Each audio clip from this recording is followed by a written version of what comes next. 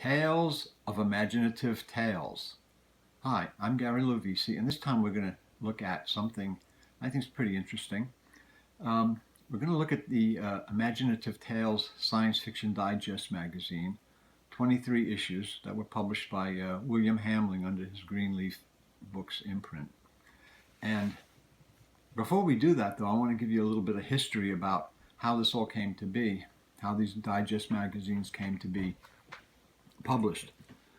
In the 40s, Ray Palmer was the editor at Street and Smith magazines, and they published pulps out of Chicago. They published Amazing Stories, Fantastic Adventures, Mammoth Detective, a whole bunch of science fiction and some mystery crime pulps. Ray Palmer was the head editor. He worked under Smith of Street and Smith. They all worked out of Chicago, and with him was Howard Brown, who was would become a famous crime writer. Wrote as John Evans, the Paul Pine Adventures, and he was also would write science fiction for the pulps as Alexander Blade. They also had Harold Macaulay, who did great science fiction cover art for the pulps. He was a big science fiction fan, and he was able to mix sexy pinup girls with science fiction. And this would be something that would come into fruition later on, which we'll get to when we talk about Imaginative Tales and then later on Nightstand books. And they also had William Hamling was one of the associate editors. So in the 40s, Palmer came upon the scheme of to increase the circulation of Amazing Stories like by 5 or 10 times.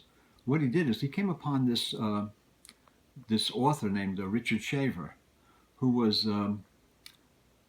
believed in all kinds of mystical, supernatural beings that lived underneath the earth. They called them Deros, Deros, and he kind of based it on Jules Verne's Journey to the Center of the Earth, or Edgar Rice Burroughs' Pellucidar series, in which the inhabitants lived on the inside of the earth, unknown to us. And this is what Shaver, who was, they said maybe he had different kinds of mental illness, certain problems, but it manifested itself in these stories that he would write, and he sent them to Ray Palmer for the magazine. But the thing was that he sent them in to Palmer as not science fiction, but as true stories, as his true investigations into mystical, supernatural, unseen forces in the earth. And Ray Palmer and him became very good friends. And Ray Palmer, who was an expert in science fiction editing and knew the genre very well, actually saw some credence in Shaver's stories. He said that they were interesting. They seemed to be something new, something investigatory, that he had found new different things. And so he published them in Amazing Stories. Well, what happened is that Amazing Stories science fiction readers began to protest. There was a howl from the true science fiction people, because even though you could have monsters and creatures that can control your mind and all these kind of beings and things in science fiction stories, it was fiction. What Shaver was saying, and also Palmer in Amazing Stories, was that, no, this is true. And so what happened is there was a schism in the magazine. A lot of the science fiction people, even though the stories were interesting and imaginative, some of them just said, I'm not reading the magazine anymore. It's just gone over the deep end into craziness. But what happened was a lot of people who were into all kinds of mysticism, supernatural, occult, all kinds of different things, flocked to the magazine. So the circulation of the magazine amazingly went up and up. And Smith, who was Street and Smith, at first was a little nervous about Palmer's new direction of the magazine. After a while, it's like, wow, this is sheer genius. It's working great. The circulation has gone up incredible. So Palmer continued with amazing stories, with Richard Shaver using his so-called factual investigations into the underworld inside the earth. And he published also many other science fiction stories. He used Harold Macaulay as a cover artist, and Howard Brown and William Hamling were his assistant editors. By 1949, Street and Smith decided to get out of pulp magazine publishing mostly. They kept Astounding Stories, which became Analog, but they got rid of Amazing Stories. They sold it to another company. They sold off their assets, and they moved back to their main offices in New York out of Chicago. So what happened is now you had all these guys in Chicago. You had Ray Palmer, a well-known science fiction editor. You had two associate editors, Howard Brown, William Hamling, and Brown was also a well-known writer who wrote under Alexander Blade, science fiction. And you had Harold Macaulay, an cover artist. And there were no magazines for them to, the magazines that they had edited and written for and did art for were now either didn't exist or they were published out of another publishing company. They went to another house and they weren't published by Street and Smith anymore. So what happened was, in 1949, Ray Palmer began Other Worlds. Shortly thereafter, William Hamling decided to go and Other Worlds came out as a digest magazine with Harold Macaulay cover art. Beautiful, sexy, good girl cover art, science fictional cover art, with also some Shaver stories. And alongside of Other Worlds with Ray Palmer, there was Imagination magazine that he started, and that lasted a couple of issues. But what happened was around 1953 or 55, somewhere around there, I think it's 50, I have to check. Yeah, probably 53 or so. The first couple of issues of Imagination, Ray Palmer had an illness and he wasn't able to, he had to cut back on some things. So Imagination, he gave it to his friend William Hamling to publish and edit. And William Hamling was also at that time editing Imaginative Tales, which is this magazine right here, which we're going to talk about. And this led directly to Nightstand Books, to Greenleaf Publishing, and to the whole William Hamling Greenleaf empire of sleaze books. But at first, it was Imaginative Tales. We're going to take a look at them now. So these are the early issues of the magazine. The first one came out in September 1954. Imaginative Tales #1 had a Toffee by Charles F. Myers. Great, sexy, good girl cover art by Harold Macaulay. And it was basically one story, just one novel, a Toffee novel about this, the adventures of this sexy girl in the future. And they had good girl art. And this was the first Imaginative Tales, chapter 1. That was the first one, and the second one was more of the same. It was a second issue, a second novel of Toffee Takes a Trip, and another Harold Macaulay, great good girl art, pin-up style art that he was excellent at. Her on a rocket ship, more good girl art.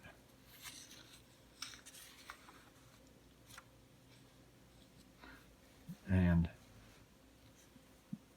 by the third issue, it becomes a real magazine with other stories in it instead of just one novel. This has Black Magic Holiday by Robert Bloch, and also has Raymond E. Banks' story. Here's a spanking cover. This is a kind of good girl art that Harold Macaulay did. And the thing is that Harold Macaulay had some favorite women that were models for him, and one of them would eventually become his wife, and he would use her a lot in some of the covers for all the three magazines, Imaginative Tales, Other Worlds, and Imagination, and also in the early nightstand books, which I'll mention about.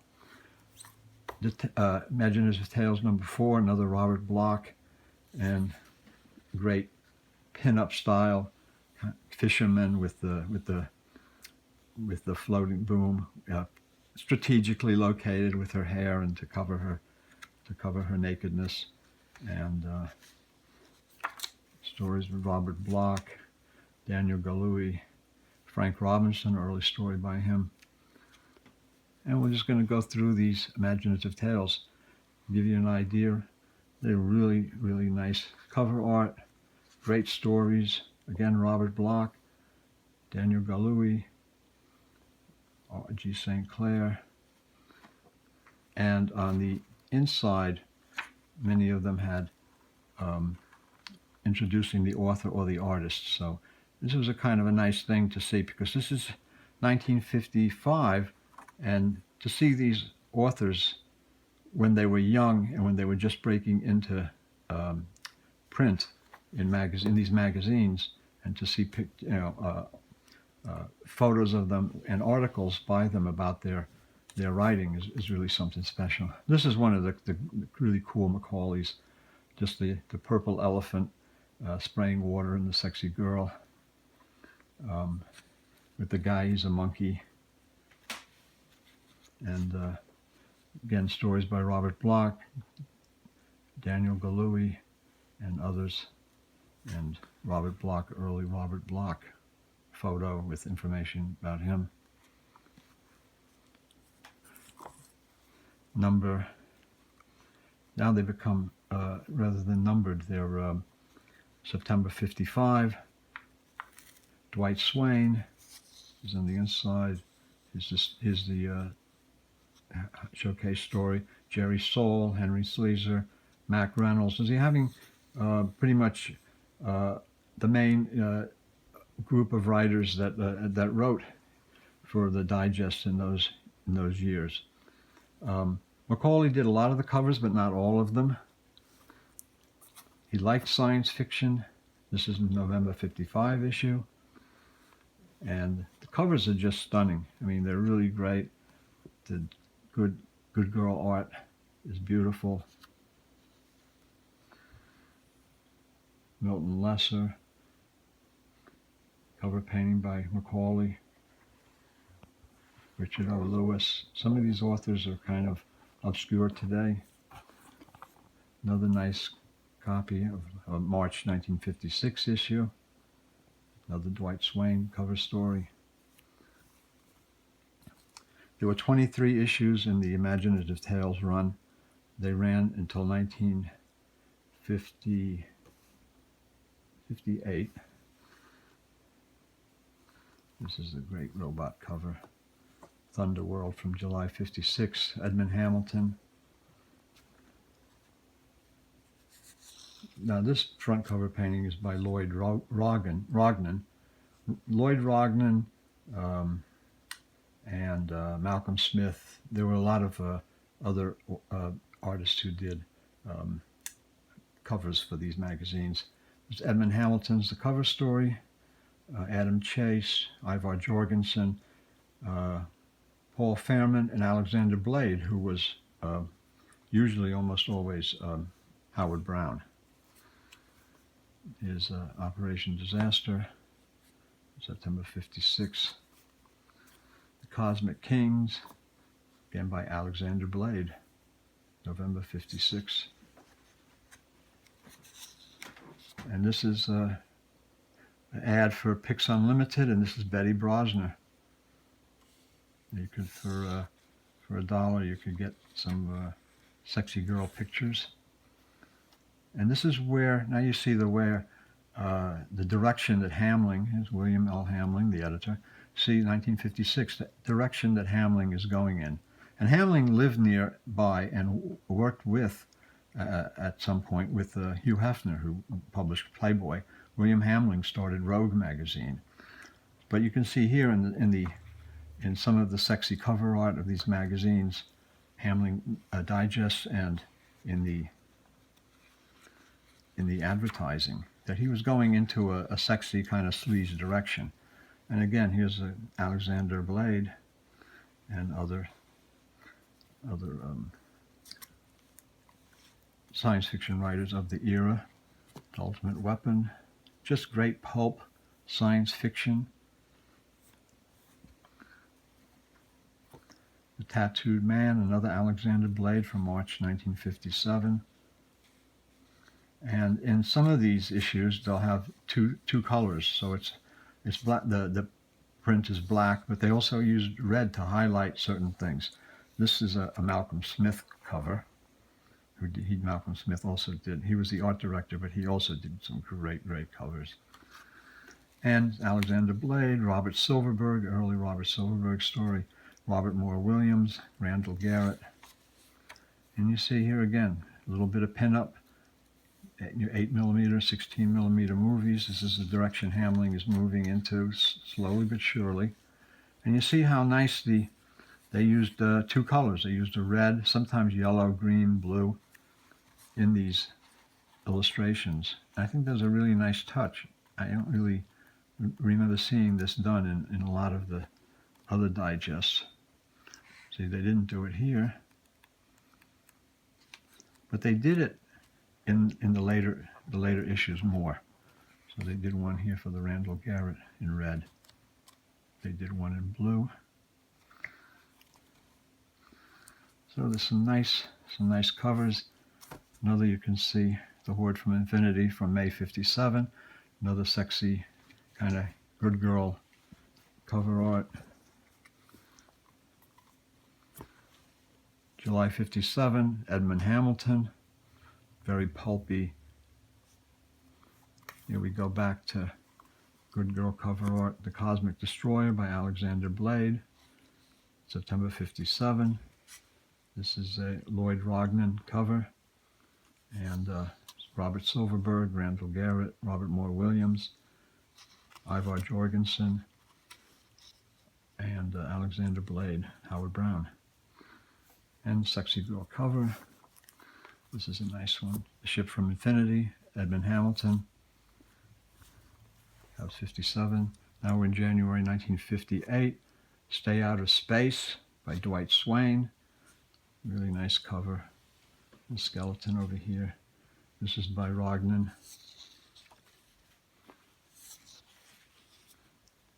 Stay Out of Space.